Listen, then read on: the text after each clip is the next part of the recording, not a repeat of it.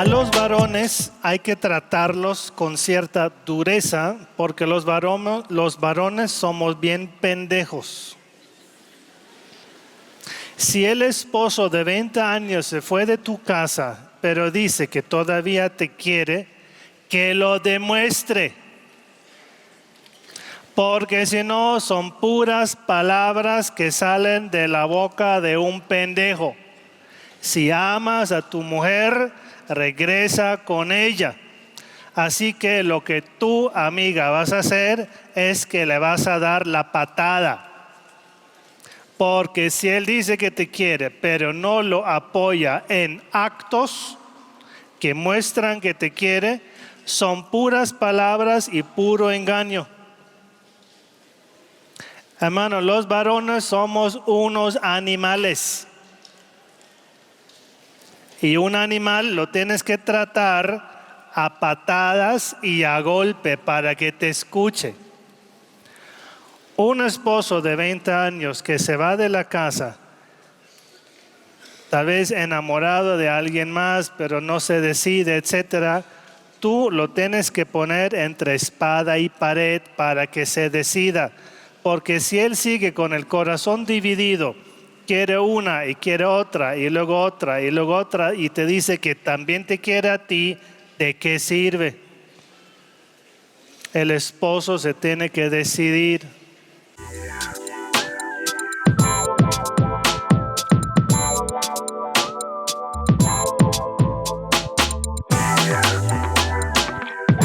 La pregunta que usted hace tiene muchas capas. La pregunta principal ¿es posible que una bruja se convierta y que ayuden los servidores en eso? La respuesta simple es sí, eso es posible, pero supremamente difícil de lograr. Esa pregunta requiere un poquito más de respuesta. Primero, ¿qué cosa es una bruja? Una bruja es una mujer cualquiera que se dirige a Satanás para pedirle favores. Eso es una bruja.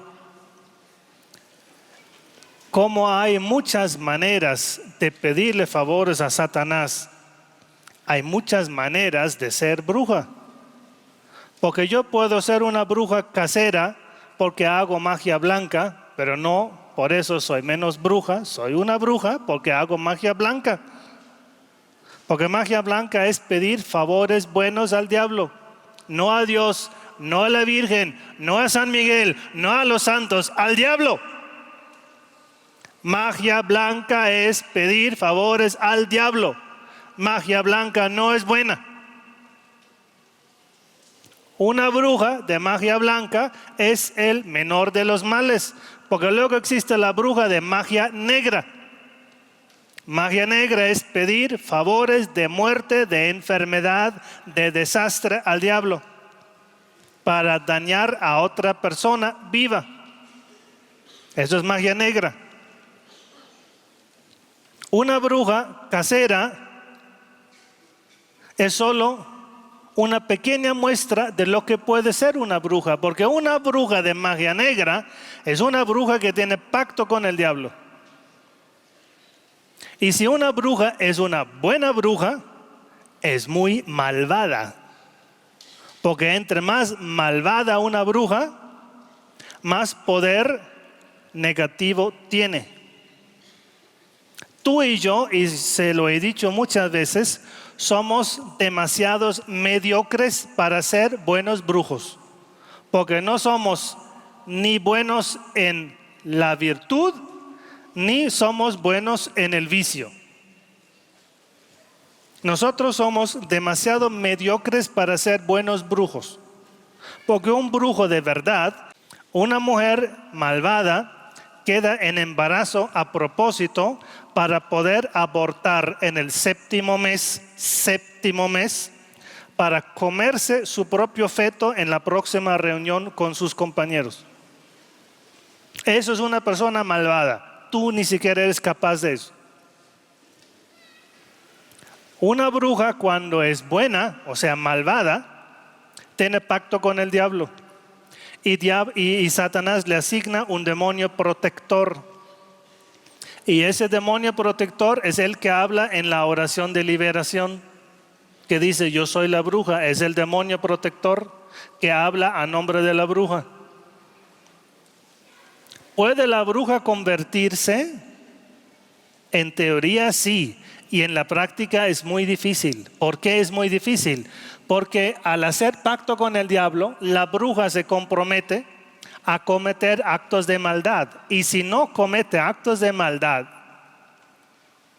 Satanás la castiga. Entonces la misma bruja debería ser exorcizada para ser liberada de la venganza de Satanás en contra de ella. Una bruja hace pacto con el diablo y se compromete a actos de maldad. Y si no cumple con esos actos de maldad, Satanás la castiga. Porque nadie hace pacto con el diablo para su propio beneficio, pensando que Satanás va a ser un buen amo. Satanás es pésimo amo.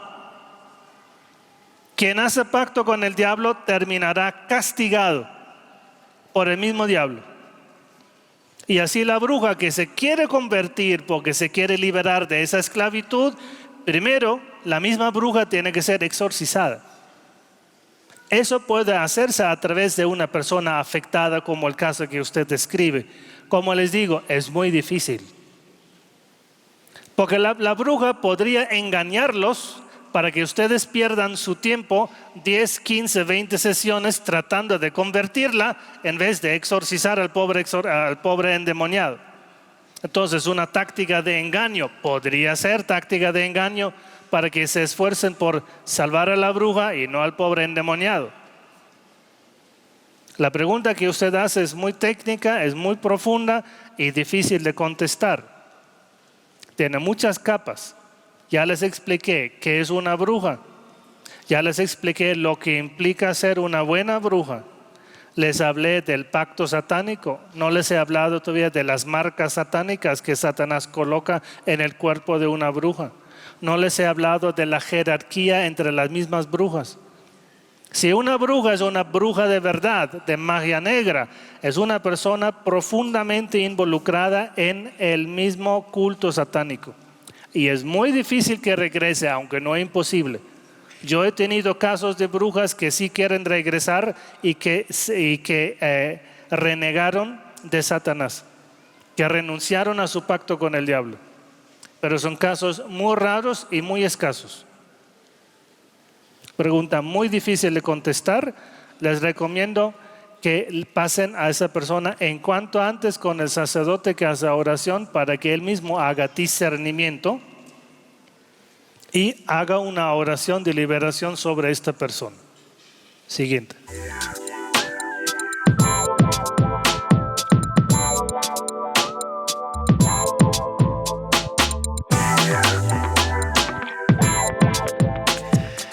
Lo primero que va a hacer esta persona es divorciarse de este esposo borracho. Ustedes, mujeres, andan de falda y no andan de pantalón. Un esposo borracho, abusador, violento, sácalo de la casa. Pero es que la iglesia no permite el divorcio. Ajá. Sepárate y divórciate. El divorcio es un acto civil. Y el divorcio no quiere decir que tú luego te vas a casar con otro. El divorcio en este caso quiere decir que tú sacas de tu casa a este malvado que no quiere vivir ordenadamente, porque ya infectó a tu propio hijo y a tu propia hija. El esposo borracho, sacarlo de la casa. Padre, pero me amenaza. Entonces consíguete un abogado. ¿Acaso la República Mexicana no protege a la mujer? Lo que pasa es que aquí la mujer se deja impresionar y se deja intimidar y el esposo la amenaza y entonces ella cede.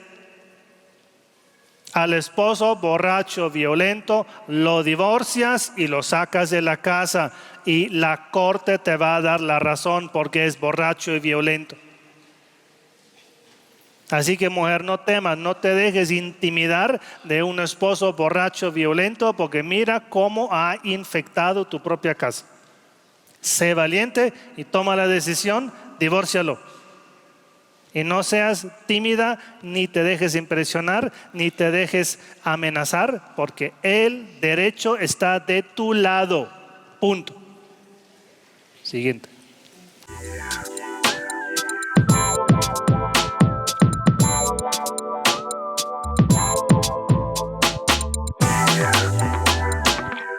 Qué fenómeno tan interesante. Esta señora que estaba aquí en primera fila, con la mera oración inicial y las primeras palabras, comenzó a temblar y a los 10 minutos ya estaba en trance. El mismo fenómeno, ¿a qué se debe? Pues a la contaminación que trae la persona. Lo que no podemos contestar es qué tipo de contaminación sería, porque ya tendrías que hablar con la persona en concreto.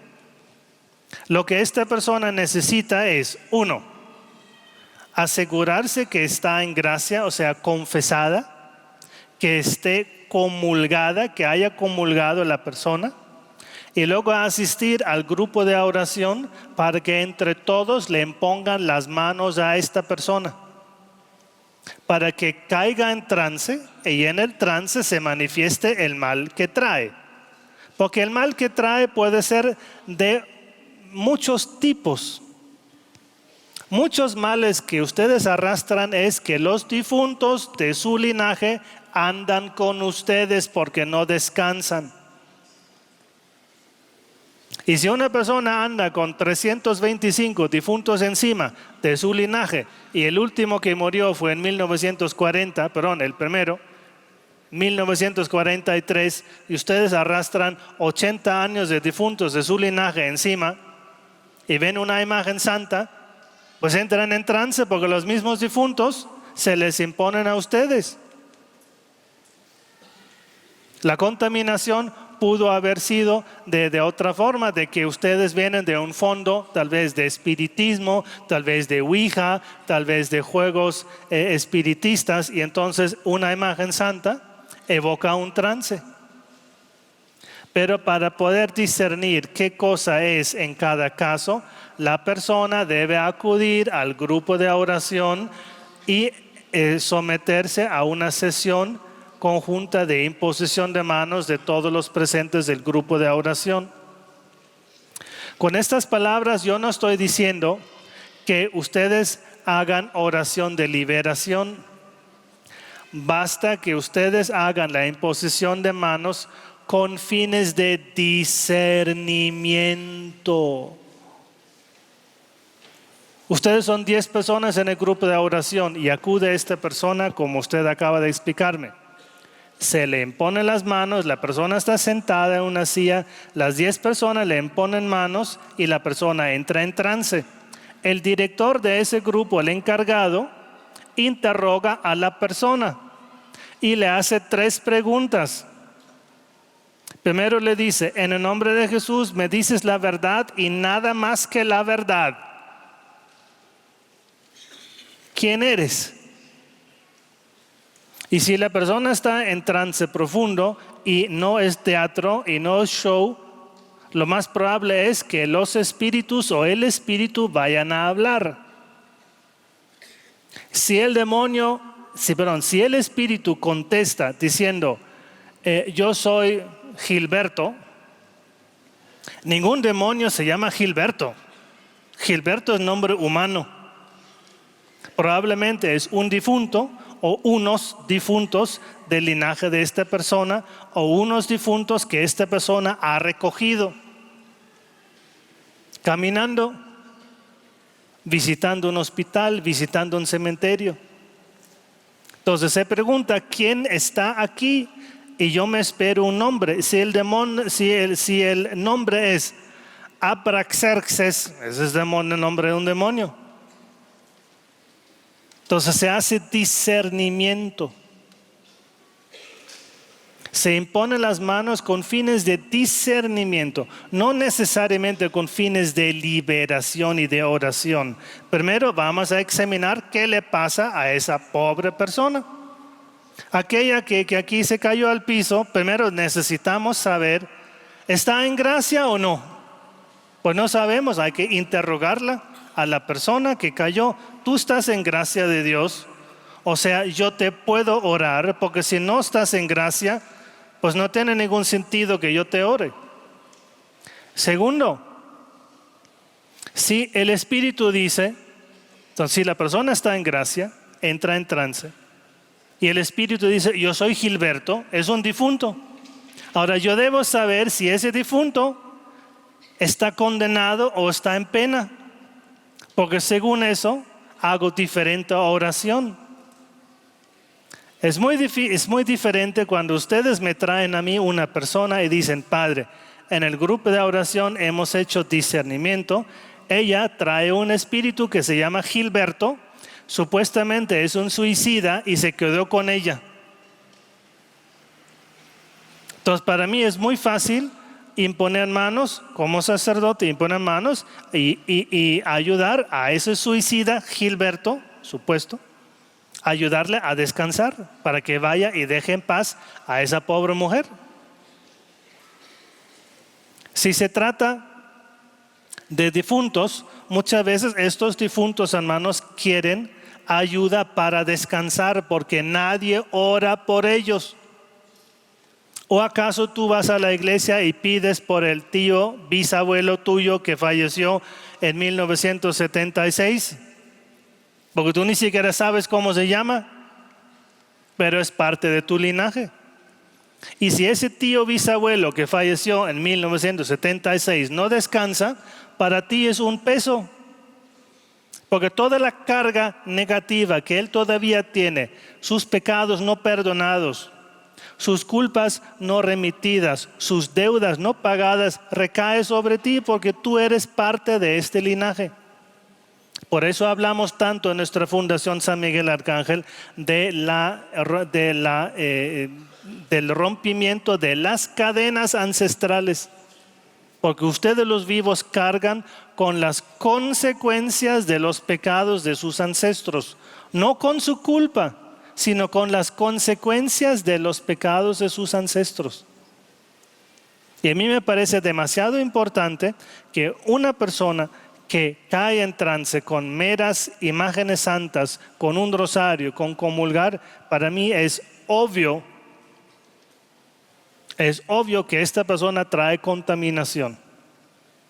Pero la oración de liberación solo la pueden hacer personas experimentadas, no cualquier persona. Pero el grupo de oración nos puede ayudar en el discernimiento para ahorrarnos tiempo y también mirar qué cosa puede hacer la persona. Si ustedes disciernen que son difuntos, la misma persona afectada cuando sale del trance, ¿qué cosa va a hacer? Va a la parroquia y encarga misas por esos difuntos. Es obvio, porque lo más eficaz para nuestros difuntos son las misas que se ofrecen por los difuntos. Ahora, si en el despacho parroquial no te quieren aceptar esas intenciones porque tú vas y dices, es que me impusieron manos y resulta que discernieron que yo tengo tres difuntos encima, la secretaria te va a decir, estás loca, vete. Pero yo sé que estas cosas son posibles. Por tanto, en mi fundación nosotros aceptamos intenciones de misas que tal vez en otros lados no te los aceptan. Así que en la mesa de mi material puedes preguntar cómo puedo yo inscribir esas intenciones, esos difuntos, en las misas que celebra el Padre Teo. Y la próxima serie de misa gregoriana que vamos a celebrar es en el mes de enero. Así que si deseas, aprovecha este mes de diciembre para inscribir tus difuntos en esta misa gregoriana que voy a celebrar del 1 de enero al 30 de enero en el próximo mes que viene. Discernimiento es lo más importante a nivel sobrenatural en estos casos. Para no ser engañados, para proponer soluciones. Y como los sacerdotes que hacemos oración de liberación somos una mínima fracción de los sacerdotes que hay, Los grupos de oración ojalá nos puedan ayudar en el discernimiento para facilitar el trabajo. Y si el grupo de oración tiene experiencia, que ellos mismos hagan oración de liberación. ¿Cuáles oraciones pueden hacer? Pues hermanos, por enésima vez, en este libro está en todo un capítulo con oraciones de liberación que pueden recitar sobre ese tipo de personas. Nada más les advierto, necesitan tener ustedes formación para que Satanás no los engañe en estas oraciones. Muy buena pregunta, excelente respuesta, clara, sucinta. Siguiente.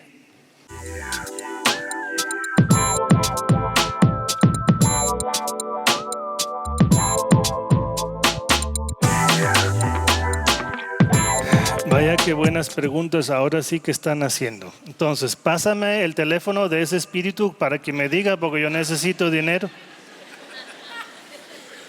¿Ah? Dame el WhatsApp de ese espíritu para que me diga dónde está ese dinero.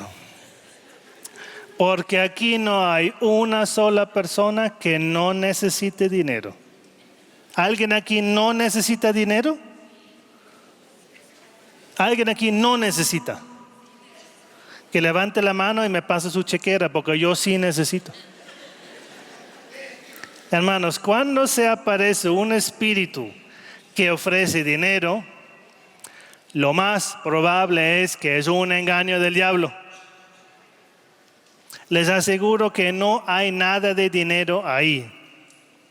Es una trampa de un demonio o de un alma condenada para hacer que ustedes se interesen por el dinero, porque no hay persona que no necesite dinero, porque ese espíritu solo entra con el tema del dinero para luego pedirles otras cosas. Ese tesoro es solo el inicio. Miren, les voy a contar esta anécdota. La he contado muchas veces y perdonen si me repito, pero es muy ilustrativo para que entiendan el tema. En el seminario, un compañero me cuenta que su papá buscaba tesoros escondidos. Y su papá se decía, ¿qué manera más fácil que hablar con los espíritus para que me digan dónde están esos tesoros escondidos? Así que se compró una ouija para hablar con los espíritus. Y claro, ni corto ni perezoso, su primera sesión se presenta un espíritu de un colono del tiempo de Cristóbal Colón de 1500 que le dice, a través de la ouija, letra por letra, lentamente le va dictando las respuestas. Y dice, los indígenas están a punto de atacarnos. Voy a esconder mi oro en el jardín. Si quieres, yo te digo dónde está mi oro. Nada más tienes que aceptar una condición. Y la condición es, y fíjate por dónde sigue. Primero, te agancha con el tema del oro. Y luego sigue. La condición es que aceptes que un miembro de tu familia se vuelva loco. O sea, por favor, mira cómo te enganchó ese espíritu con el interés por el dinero. Pero luego te engancha para que cometas un pecado mortal. Así que uno de mi familia se vuelva loco para yo quedarme con el dinero y hacerme rico. Y eso es un pecado mortal. Así te enganchó el demonio para engañarte, para que cometas un pecado mortal por tu avaricia. Ese señor obviamente dice, pero ¿cómo voy a aceptar que un miembro de mi familia se vuelva loco? Se asustó tanto que se quiere deshacer de la ouija. La lleva al patio, le echa alcohol, la ouija es de madera, le echa alcohol, le prende fuego y la ouija no se quema. Se asusta el señor, ¿cómo que no se quema esa cosa que es de madera? Entonces la mete en su carro, en el baúl del carro, suba a la sierra, va a un barranco, abre el baúl del carro, el maletero, y tira la ouija por un barranco. De camino a casa le fallan los frenos bajando de la sierra. Casi se accidenta. En su casa abre el baúl, abre el maletero y sigue la ouija. No, pues ya está asustadísimo. Pero si yo la tiré por el barranco, ¿cómo que vuelve a aparecer en el maletero de mi carro? Ya va con el párroco y le dice: oye, padre, me pasó esto. Y el padre le dice: échale primero agua bendita y luego le echas alcohol y luego le prendes fuego. Dicho y hecho, le echa agua bendita, le echa alcohol y le prende fuego y la ouija se quema. Y mientras la ouija se va consumiendo en el fuego, de la ouija sale una risa satánica.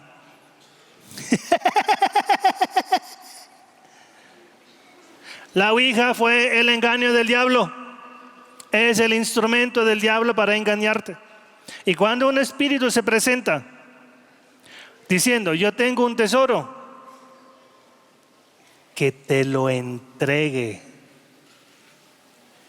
Porque es posible que te digan que hay un tesoro y es posible sacarlo, pero hermano, un tesoro escondido solo puede ser sacado en oración, y no por personas que están en pecado mortal por su avaricia. Porque el oro escondido está protegido por demonios. Y primero hay que hacer oración de liberación de un tesoro escondido, sacando los demonios que lo protegen. Es muy difícil sacar un tesoro escondido. La próxima que se te aparece un espíritu que dice que tiene un tesoro, tú le dices: toma papel y lápiz y apunta mi cuenta. Y ahí me lo depositas. Porque son engaños del diablo. Siguiente.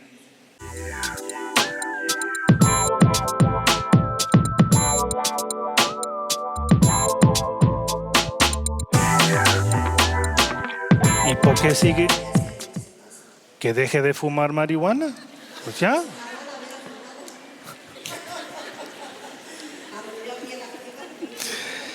Qué bueno que tenga sentido de humor. Entonces, miren, en la oración se pueden manifestar malos olores. Normalmente son olores a orines, a podredumbre, comida podrida, o también a tabaco, también marihuana. Son malos olores que se pueden manifestar, y los malos olores corresponden a los perfumes místicos que también se pueden presentar. ¿Qué cosa sucede? Que esta persona que usted describe es una persona espiritualmente sensible. No es que ella sea más atacada que los demás en su familia, simplemente ella es más sensible que los demás en su familia a las presencias espirituales. Entonces, cuando ella hace oración por una persona, por una situación, por su familia, por ella misma, ella percibe por el olfato el mal que la ataca, como también podría percibir el bien que la protege mediante los perfumes místicos, olor a rosas, agua a rosas, pero un agua a rosas intenso. No el agua de rosas que compras en la perfumería de imitación, sino agua de rosas intensísimo, dulcísimo. Incienso, azucenas, lirios, árboles frutales, un perfume dulce, significan la presencia de Nuestra Señora. Como el incienso y el lirio son presencia de nuestro Señor Jesucristo. Hay personas que tienen sensibilidad espiritual y hay otras personas que son como refrigeradores donde pues no se percibe absolutamente nada. Por ejemplo, si yo hiciera imposición de manos y me acerco a unos, con solo presentarme frente a ti, tú ya caíste en descanso. Y uno dice: ¿y eso? Y hay otras personas que yo puedo estar media hora Y el otro, no siento nada. Pues no siente nada porque pues es un animal. Un buey, nadie le echa a un buey perfume porque al buey le da igual. Y si yo te unjo con Espíritu Santo y tú eres un buey, o sea, un animal insensible, tú no vas a sentir nada. Pobres varones, hoy les estoy dando muy duro, ¿eh? Digo, yo soy uno de ellos, recuerden, ¿eh? Yo soy uno de ellos. A los varones nos han castrado emocionalmente al decirnos que un varón no llora, que un varón tiene que ser fuerte. ¿Qué han hecho al decirnos esto? Nos han impedido que los varones podamos manifestar nuestros sentimientos y emociones, por ejemplo, en un llanto. ¿Cuán sanador es el llanto? Cuán sanador es estar frente a Jesús y derramar unas lágrimas. Pero a los varones nos han dicho que un varón no llora.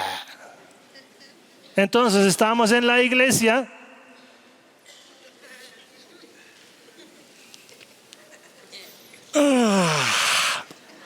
porque nos han dicho que un varón no tiene emociones. Y luego Dios se quiere manifestar a través de tus emociones. Y tú, varón, estás hiper cerrado porque no permites emociones. Y luego tú dices, yo ya no amo a mi mujer. ¿Por qué? Porque ya no se te levanta el pajarito. Por eso tú dices que no amas a tu mujer.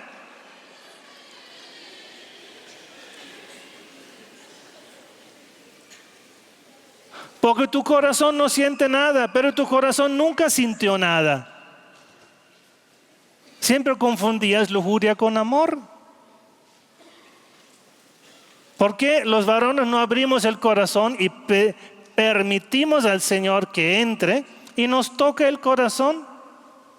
Podernos sentir amados del Señor, podernos sentir hijos de Dios y también hoy a la hora de comulgar derramar una lágrima de emoción porque soy hijo de Dios, no soy bastardo. Soy hijo de Dios, amado y digno. Soy una maravilla del amor de mi Dios. Pero claro, como tu mamá te regañaba y tu papá te maldecía en la cara, corazón cerrado. Y estás en la imposición de manos y media hora y ni con un tráiler te tumbo. Porque nos han castrado emocionalmente. Así que mujer, tú que sientes estas cosas, eres más sensible y esos malos olores no son para asustarte, sino son para avisarte que hay fuerzas del mal que te atacan. Tú sigue orando porque terminando tu rosario habrá pasado ese mal olor. Siguiente.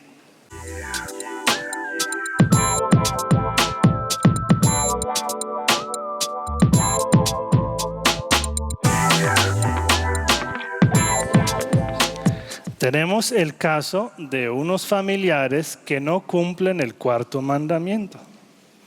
Porque el cuarto mandamiento no solo es honra a padre y madre, sino cuida de tus familiares cuando están enfermos. Y si el jovencito de 25 dice, pero ¿qué voy a fumar si le ayudo a mi tía a cuidar de mi abuelo?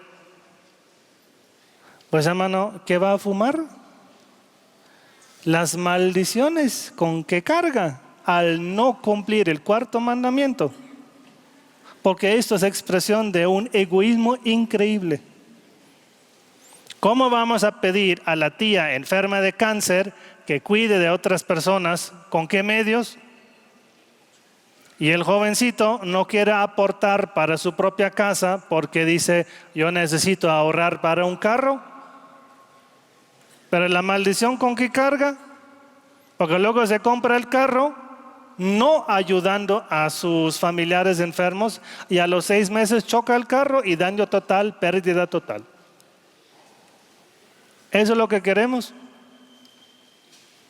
Lo primero es cumplir el mandamiento de la ley de Dios, ayudar a mis familiares.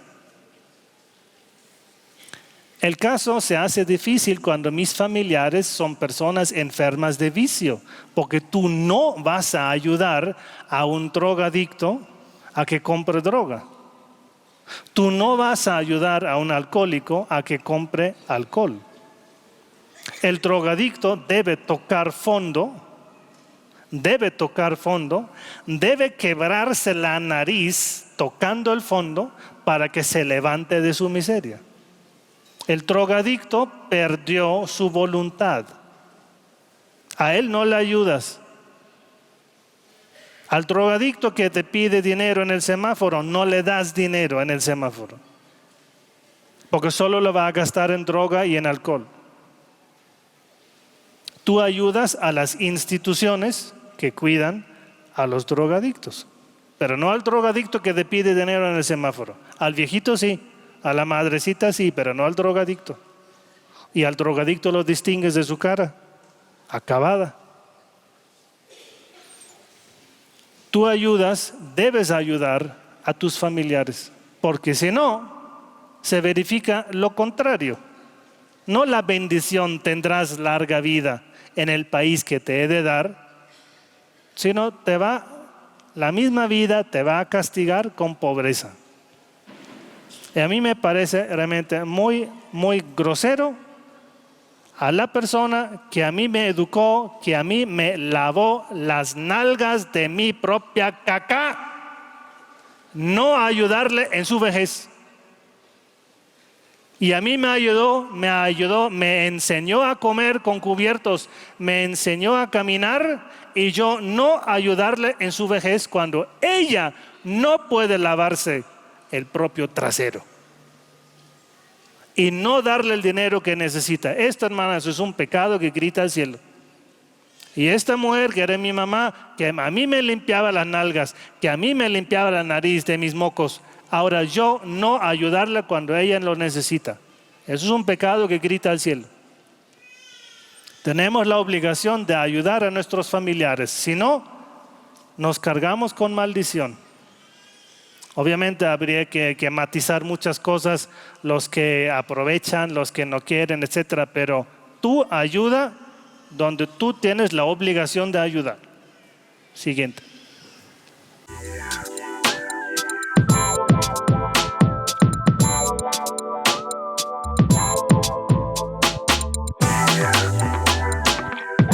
Mire, en el fondo, la respuesta que le voy a dar yo creo que es la misma para las dos preguntas.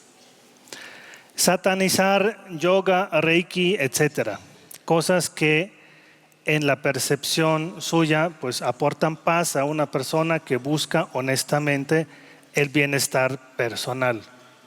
Y precisamente aquí tenemos que entrar. La paz y el bienestar personal vienen por la integridad con que yo vivo.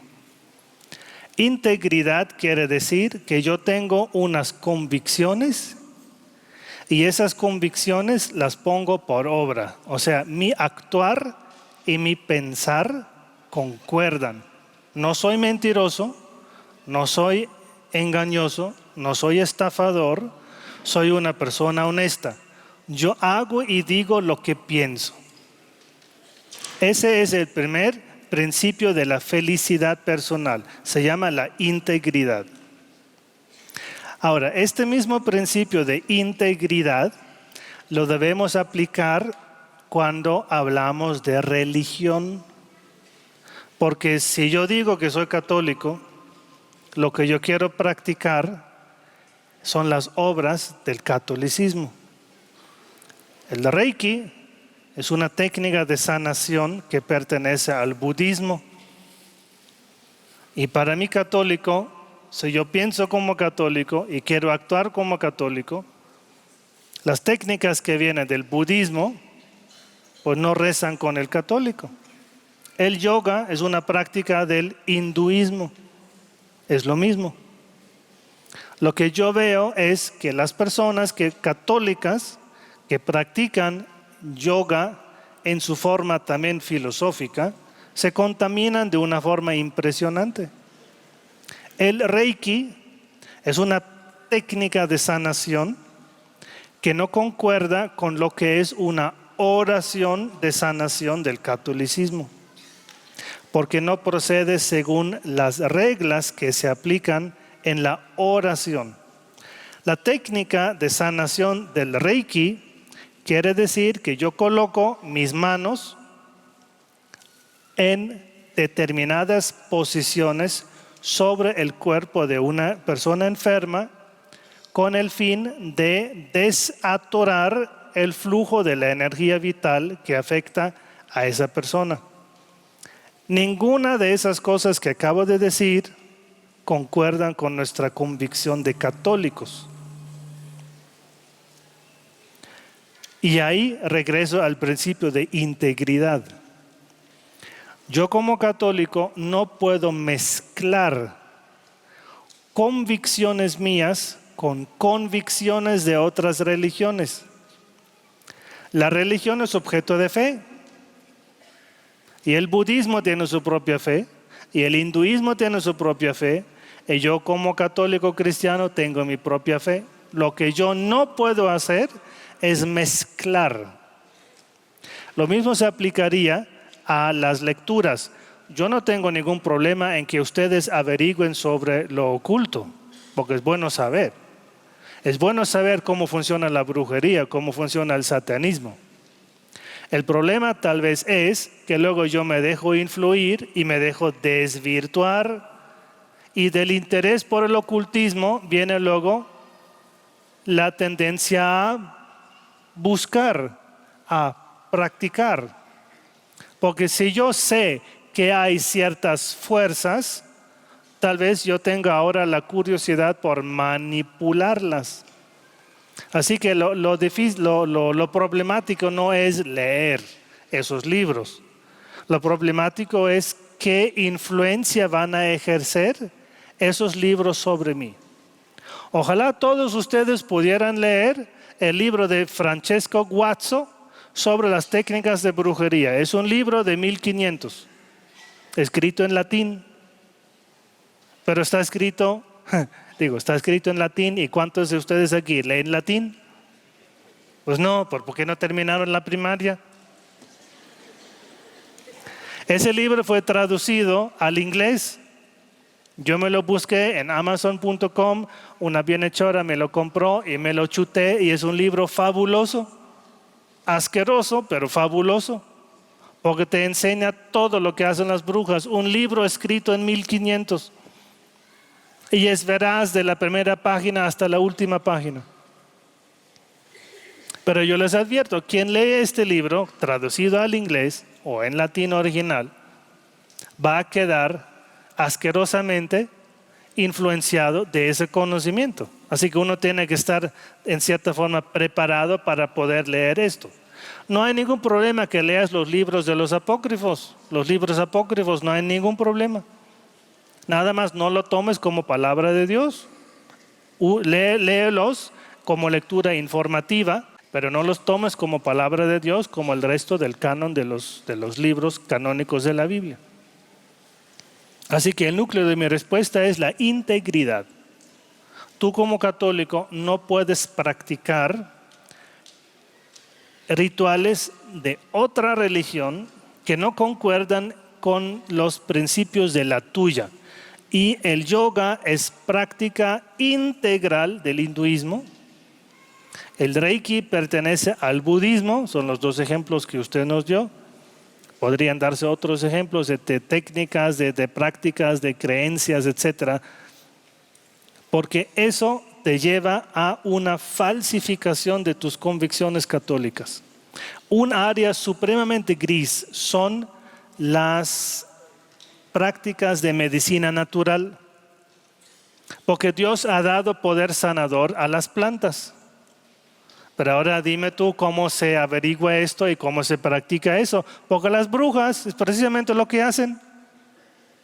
La planta, el hecho macho. El hecho macho. 2 palabras, no 3. El hecho macho, sino el hecho macho. 2 palabras. Es una planta supremamente usada en brujerías. Hay plantas que se recogen, semillas que se recogen en determinadas fases lunares, haciendo invocaciones satánicas para que estas semillas luego se usen en rituales de brujería. Entonces, ¿dónde está la diferencia entre usar una planta con fines de sanación, como un té, una infusión de manzanilla para tranquilizarte, y recoger unas semillas de unas plantas durante determinadas fases lunares para que esa semilla libere su poder sanador? Porque esto ya es brujería. Eso ya no es querido por Dios. La invocación de los elementales de las plantas para que liberen su poder sanador, eso ya no es de Dios. Eso ya es brujería, es esoterismo. Por eso esas áreas se prestan tanto para confusión de personas que tal vez tienen una buena disposición, que tienen intención de ayudar a los demás, pero luego quedaron desvirtuadas por falta de discernimiento. Las conferencias que usted ha visto en YouTube son precisamente una ayuda de discernimiento para ustedes, para que ustedes viendo esas conferencias puedan discernir qué cosa sí y qué cosa no. Siguiente.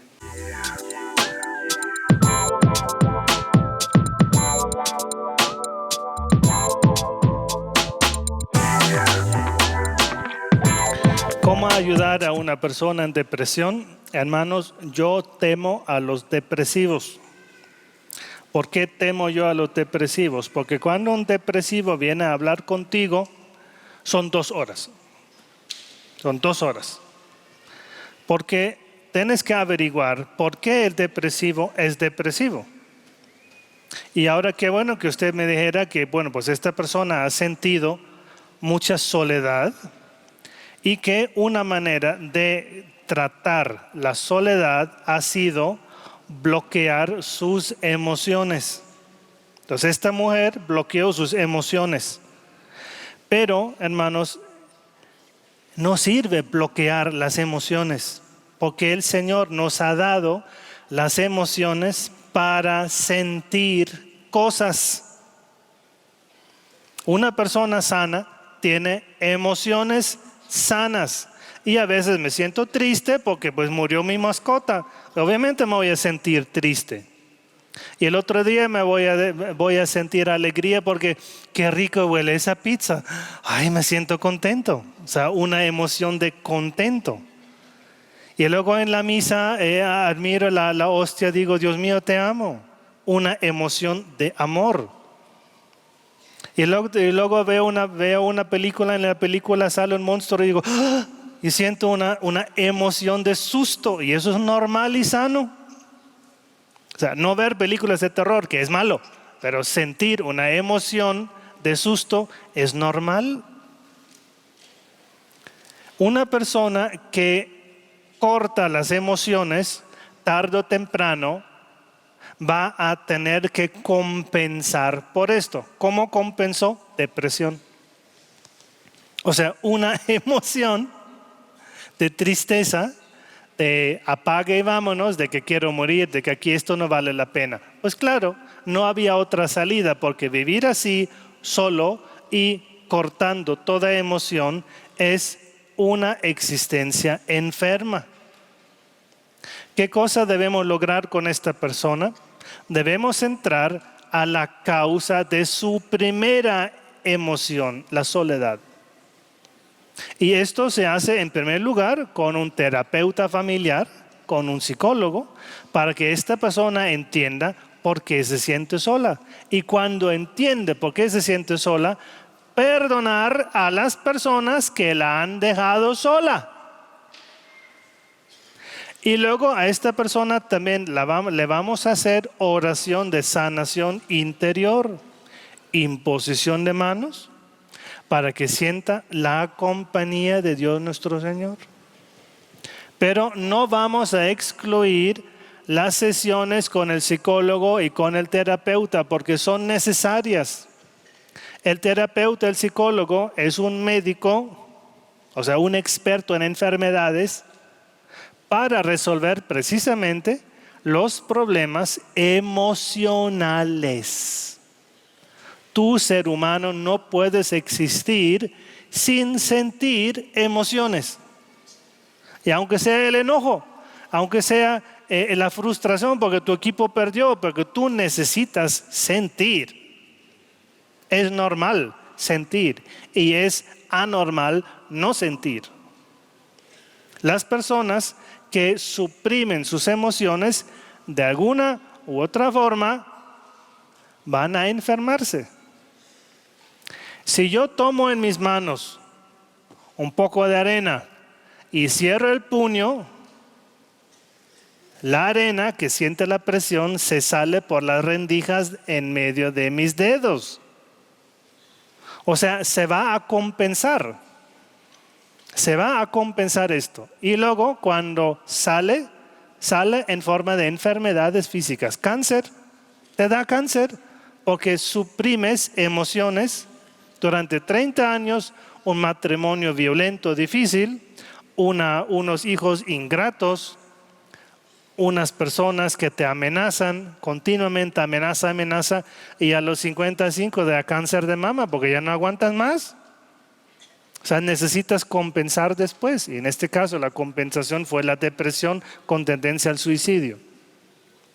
Primero, sanación a través de la ciencia del psicólogo, terapeuta.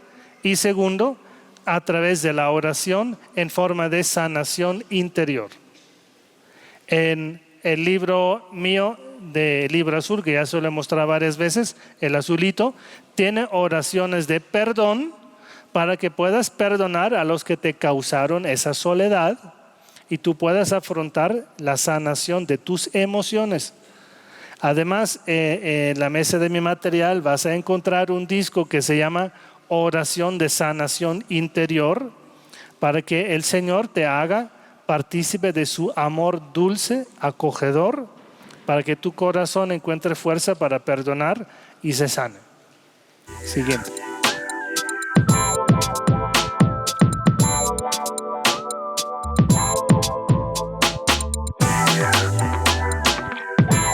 Estas personas, la impresión que a mí me da, son personas que se cocinan sus propias convicciones o que de alguna u otra forma se sienten como resentidas con la religión institucional.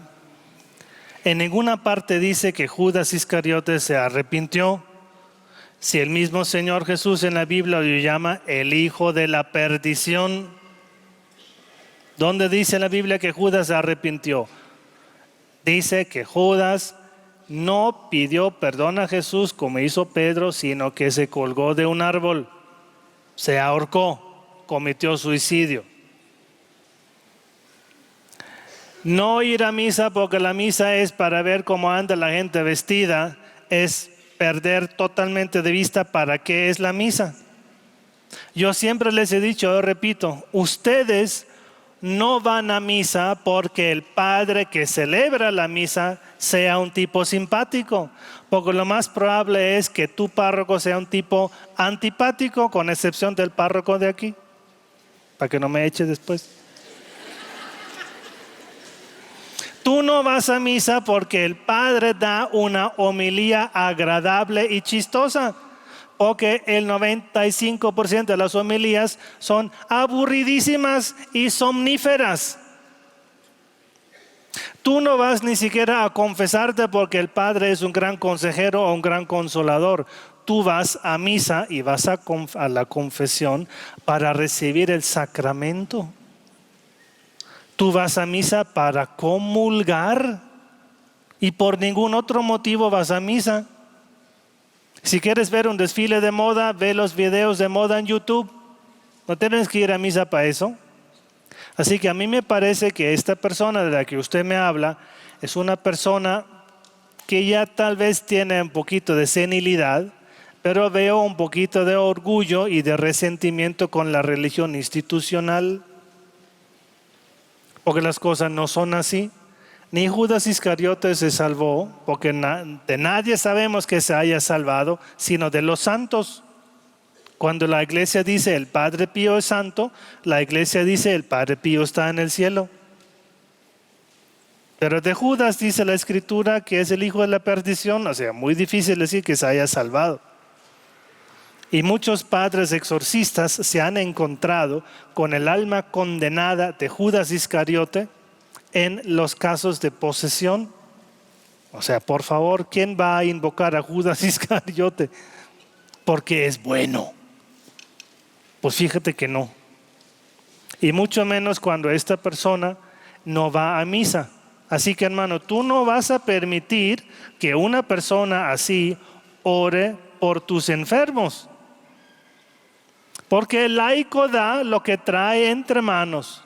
Y si este laico trae entre manos resentimiento con la religión institucional, porque algún párroco lo regañó, porque un párroco lo abusó, porque un párroco lo pegó, ese laico va a dar lo que tiene. Y si tiene resentimiento, va a dar resentimiento. Si tiene santidad, el laico da santidad. Pero ojo, hermano, con esas personas que oran por los enfermos y luego ni siquiera van a misa porque no están en gracia de Dios. Siguiente.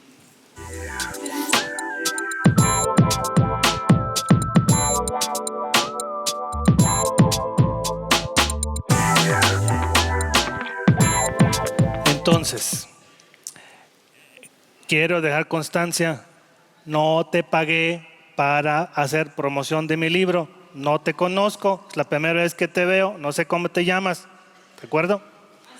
Así es, gracias. Ella habló de que aquí el chiquillo vio la Virgen María. Pues yo aquí no la veo, pero que la Virgen María pueda actuar a través de las oraciones que tú le vas a dirigir con este libro, eso sí. A veces los niños son más sencillos y ven más cosas que los grandes, porque ya nosotros solo vemos lo que está en la tele. Pero los niños son espiritualmente más perceptivos y más cuando el niño apenas tenía vocabulario para hablar. Segundo, seguramente se trata de un caso de contaminación por los difuntos. Los difuntos, hermanos, nosotros no sabemos qué cosa pasa con el alma después de la muerte, sino que la Biblia dice que va a ser juzgada. Más no sabemos. Ni sabemos dónde pasa su purgatorio, ni sabemos cuánto dura su purgatorio, ni sabemos cuál ha sido el resultado del juicio, ni cuándo es el juicio. ¿Un mes después de morir? ¿Inmediatamente después de morir? ¿O 20 años después de morir? Porque la Biblia solamente dice que la carta a los Hebreos está establecido para el ser humano morir una sola vez, o sea, no hay reencarnación, morir una sola vez y luego el juicio. Ni siquiera sabemos si ese luego es un día, es una hora, es inmediato, son 10 años. Solamente se nos dice luego el juicio. Más bien nosotros sabemos por las experiencias con personas afectadas y por las revelaciones privadas de personas probadas como Ana Catalina Emmerich, como María Sima, es un libro muy recomendable, que muchas almas sufren aquí con nosotros, aquí en este mundo, porque siguen apegados a este mundo.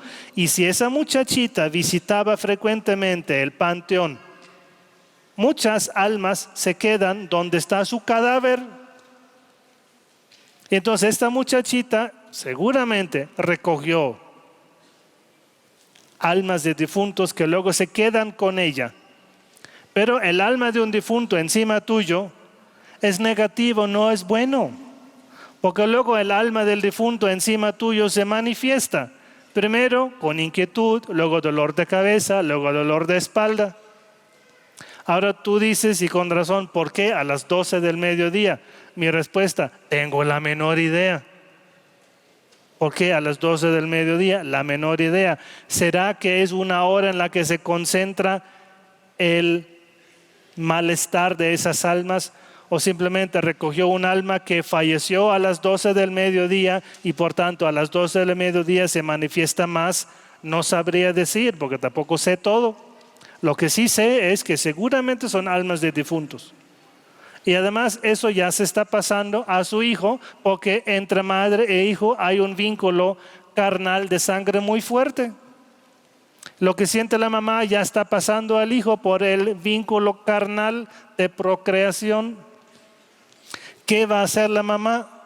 La mamá va a hacer oración por los difuntos que la acompañan a ella. Va a encargar misas, va a encargar la misa gregoriana, va a ir a las iglesias y cuando asista a misa ofrece su comunión por esas almas que están con ella, que ha recogido visitando sus tumbas en ese panteón. Y te aseguro que al cabo de varios meses, porque ya son años que lo tiene, así que no va a ser de hoy a mañana, al cabo de 3, 4 meses va a haber una fuerte mejora. No de hoy a mañana, porque ya son años que va la situación así. Entonces la solución va a ser meses de intercesión para que esas almas, y van a ser centenares de almas que habrá recogido. Hermanos, no llevemos niños a los panteones. No llevemos niños a los eventos con el Padre Teo. ¿Cuánto niño ha visto caminar por aquí? Porque primero estamos hablando de cosas para adultos, y ustedes ya ven cómo habla el Padre Teo de fuertecito. Y luego, cuando se hace la oración, no conmigo, sino con otros padres que van a venir, porque yo tengo esa limitante, como ustedes ya saben, lo que se libera se mete a los niños. Lo que se libera se mete a los niños. Y mira, la niña fue llevada al panteón para hacer un bien, pero se le metieron los difuntos. Estoy seguro que son difuntos que andan con esa muchacha y que no la dejan descansar, no la dejan dormir y la fastidian de esa manera. Misas, meses, 3 a 4 meses de comunión diaria por esos difuntos, misas encargadas para que se alivie. Siguiente.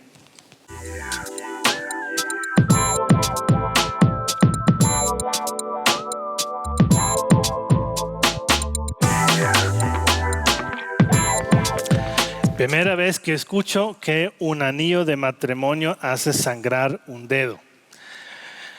Yo pensaba que el matrimonio hace sangrar de otro sentido.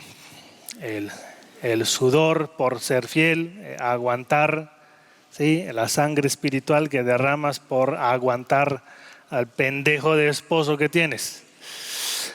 Bueno, primera vez que escucho que el dedo sangra físicamente. Hermanos, el anillo de matrimonio ha sido bendecido primero en la ceremonia de bodas. Ese anillo lo perdió. Puede deberse a múltiples factores, que la mujer enflaqueció por el estrés del matrimonio y pues se le deslizó del dedo. Explicación natural, pues ¿para qué le buscamos más? Perdió peso y pues se le perdió el anillo, pues pasa, ¿no? ¿Cuántos pañuelos no he perdido yo? Pues porque uno se descuida, lo deja por ahí, ay, pues ya se me fue el pañuelo. Bueno, o sea, es una causa natural. Pero al mismo tiempo el anillo simboliza la unión sacramental y por eso se bendice el anillo. Si se pierde, puede tratarse de un ataque de Satanás a ese matrimonio, en contra de ese matrimonio. ¿Quiere decir que Satanás está atacando mi matrimonio? Pues hermano, Satanás ataca a cada uno que está presente aquí. O sea, no te maravilles porque Satanás esté atacando el matrimonio, porque Satanás ataca a todos los matrimonios. Solo que ese matrimonio, como es sacramento y no solo civil, trae un anillo bendecido que simboliza la unión sacramental.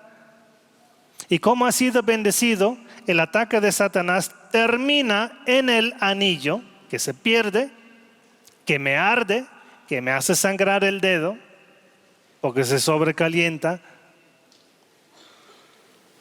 y no se daña mi matrimonio, sino solo la argolla del matrimonio. Porque para esto sirve el sacramento. Tú dices, ay, yo le compré al padre este rosario y fíjate que a la hora de usarlo se me rompió. No, qué baja calidad china está vendiendo el padre Teo. No es baja calidad chino. Este aquí es un rosario artesanal, engarzado a mano. Engarzado a mano. Si eso se rompe, o el artesano estaba borracho ese día, cosa que no puedo excluir porque no fui a la fábrica a revisar. Pero lo más normal es que Satanás te ataca y el ataque de Satanás termina en el sacramental que se daña y no en tu salud, que no se dañó. Se daña la argolla del matrimonio, pero no el matrimonio en sí. Se daña el crucifijo porque se cae el Cristo y no se cae tu pierna en el accidente. El sacramental hace su trabajo, cumple con su función y se daña físicamente porque el ataque espiritual terminó en el sacramental. Ustedes entenderán, hermanos, que el sacramental solo funciona cuando los que llevan el sacramental están en gracia de Dios. Porque si yo no estoy en gracia de Dios, el ataque satánico me llega directo. Me llega directo. Mientras si yo estoy en gracia de Dios, el sacramental cumple con su función y me sirve de escudo. Satanás atacó ese matrimonio con la separación, para que los esposos dejen de quererse, dejen de tenerse ternura. Siguen teniéndose ternura, pero se dañó la argolla. Ahora, si sangra el dedo por la argolla, hermana, es obvio que te vas a quitar esa argolla y en vez de hojalata, el próximo anillo va a ser de oro, porque el hojalata, tú eres alérgico contra el hojalata. ¿Entendiste mi sarcasmo? O sea, la misma argolla puede tener una aleación que no te conviene a tu tipo de piel. No todo lo que pensamos que sea espiritual debe tener una causa espiritual. Mira también si eres alérgico ante esa aleación de la que está hecho el anillo. Puede haber miles de razones por las que la argolla te hace daño. Pero para eso sirve el sacramental. El sacramental se daña y no tu vida espiritual, no tu salud física. Siguiente.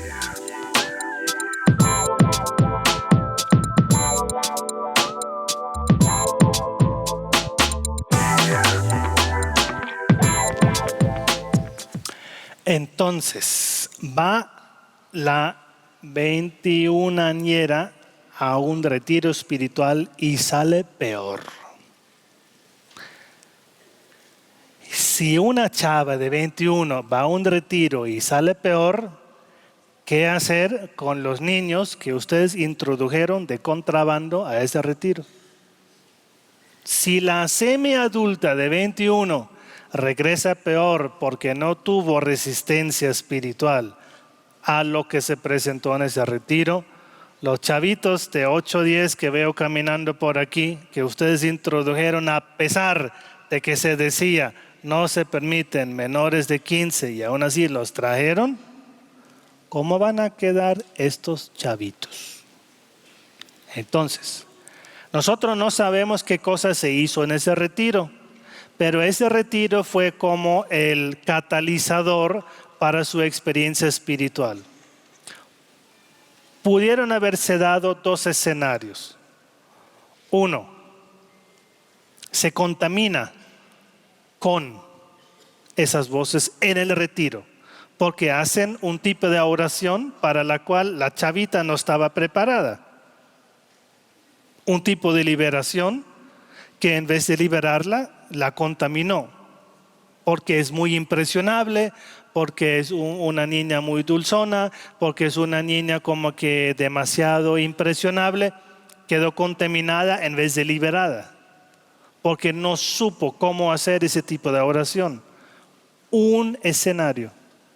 El otro escenario, si las voces que ella oye no son sobrenaturales, sino producto de la enfermedad, el retiro fue el catalizador para que se manifestara su propensión a la enfermedad mental. ¿Cómo distinguir entonces lo uno de lo otro?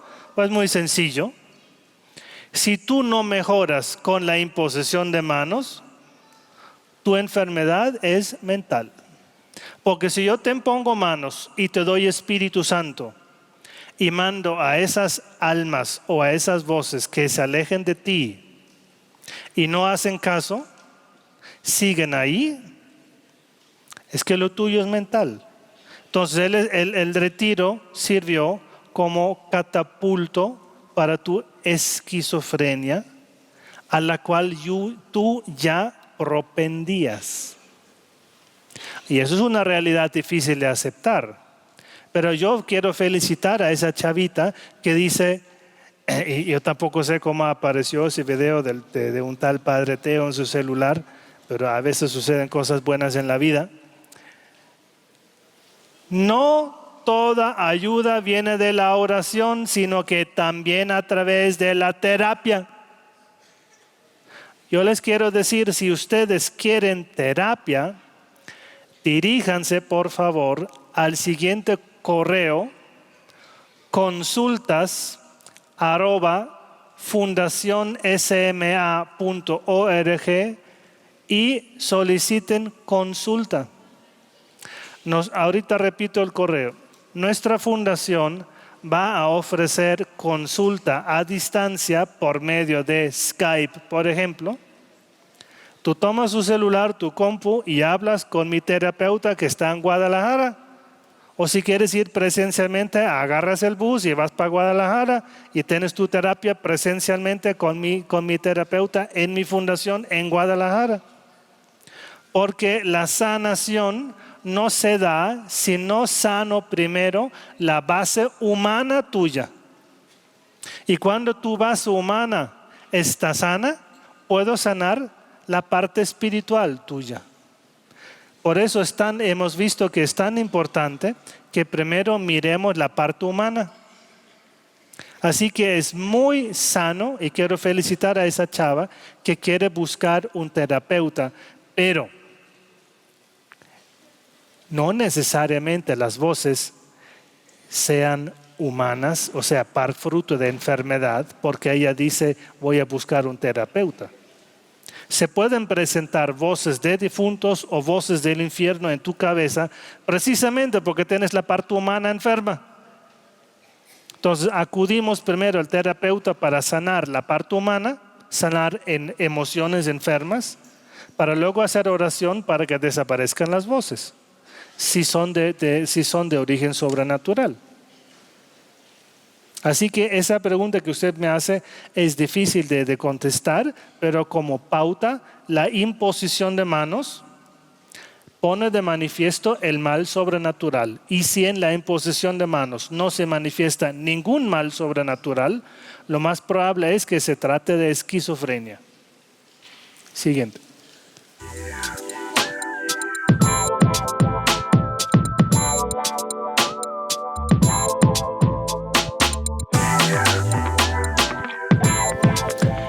Ve personas y perros. Pues yo aquí veo muchas personas y me imagino que algunos serán perros. Si existen los dones, claro que existen los dones, el don de visión al que tú harás referencia. Y cuando dices que ve personas, me imagino que ve difuntos. Y cuando ve perros, me imagino que tú quieres decir que ve demonios en forma de perros. El don de visión es así. Quien tiene don de visión ve lo bueno y lo malo. Puede ver ángeles, puede ver la Virgen María y ve difuntos y ve demonios. El que tiene don de visión ve todo lo sobrenatural. Igual que cuando yo con mi visión humana veo feos y gordos y bonitos y flacos. Veo todo el espectro. Así el que tiene don de visión ve todo lo sobrenatural. No solo ve perros, porque si ves solamente perros, eso debe ser alguna enfermedad. Si ves solo difuntos, eso podría darse porque tú tienes el don de ver difuntos. Entonces, ¿por qué permite Dios que tú veas ciertas cosas? Hay un disco que te quiero recomendar. Uno se llama, y lo vas a buscar en mi mesa, el disco se llama Los dones carismáticos, donde te explico en qué cosa consiste el don de visión. Y te vas a conseguir un segundo disco, y el disco se llama El ejercicio prudente de los carismas, donde te explico qué cosa haces cuando ves. Porque Dios te muestra cosas no para que tú hables, sino para que tú ores según lo que ves. Si ves difuntos, ora porque descansan. Si ves perros, ore a San Miguel, al Espíritu Santo, para que libere ese lugar donde los ves de esa influencia demoníaca. El don de visión no es para que tú hables desde el púlpito. Yo he visto ángeles descender sobre este auditorio. Pues eso lo hacen día y noche los ángeles, no hacen otra cosa sino eso. No es nada extraordinario. El hecho que tú veas es una invitación a que ores según lo que ves. No que tomes el micrófono y digas, aquí veo 3 perros. Pues yo veo como 50. Nada que ver. El que ve es invitado a orar según lo que ve, no a hablar. Los 2 discos que quiero que te consigas, Los dones carismáticos y otro, El ejercicio prudente de los carismas, para que aprendas cómo ejercer el don de visión que al parecer tienes. Siguiente.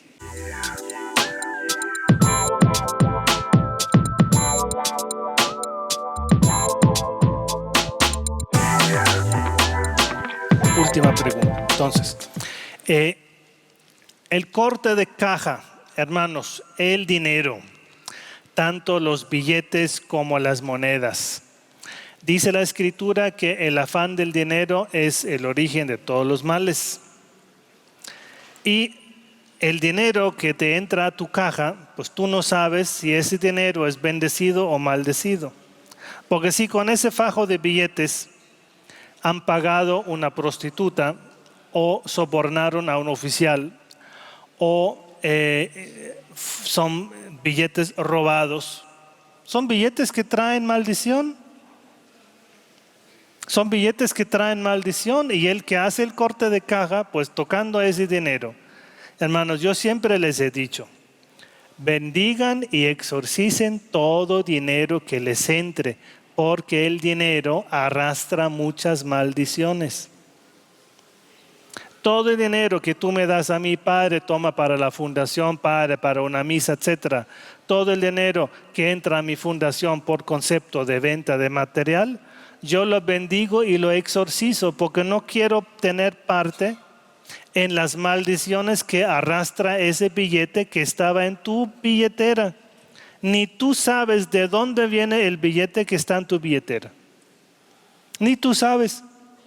Ese billete salió, pues ¿de dónde? Un muchachito se lo robó a su abuelita y con eso fue y se compró unas papitas en el Oxxo, y luego en el Oxxo te dieron el billete de 100 de como de vuelta. Y tú dices, ay, ahora ese billete de 100 trae una maldición de robo.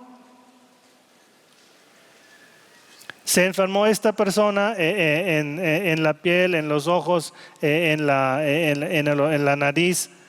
Me imagino, porque pues hablando de temas sobrenaturales, ese dinero no fue bendecida por esta persona. Y si esta persona luego tampoco vive en gracia de Dios, con mayor razón le llega el mal que arrastra el billete. Todo dinero que a ti te entra, aunque sea electrónico, bendícelo y exorcízalo, para que el dinero se vuelva bendición y no maldición, y el mal que arrastra el billete o la moneda lo podamos tener, lo podamos volver bendición y no maldición. Padre, nada más, ¿me puede exorcizar el dinero? Yo exorcizo y bendigo este fajo de billetes. ¿Así? ¿Así? Bendigo y exorcizo y hago la señal de la cruz sobre el dinero. Y así ya quedó. Y lo mismo haremos con lo que entre ahora en esa colecta que estamos haciendo.